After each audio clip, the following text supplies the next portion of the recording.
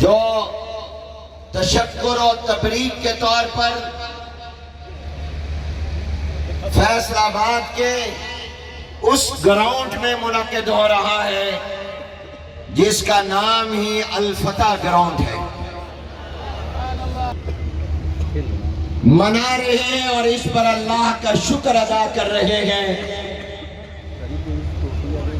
यह हमारे लिए नेक फाल है। सूरह बकरा में वबिल आखिरति हुम यूकिनून, आप सबने इसका माना पढ़ा। क्या माना है इसका?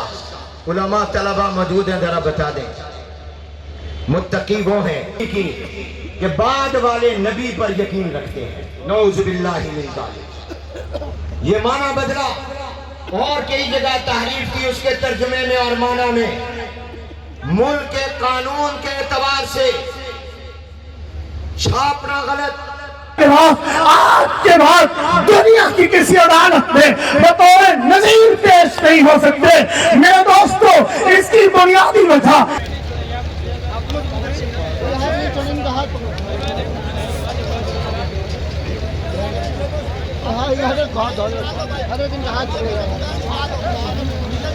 वही रास्ता छोड़ दे रही हो, वही तो से कहां से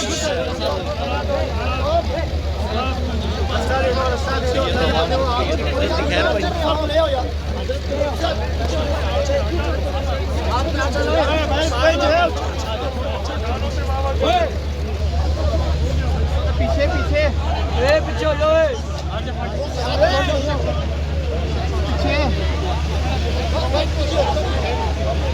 पीछे बेटा सब कुछ सलाम हो गया।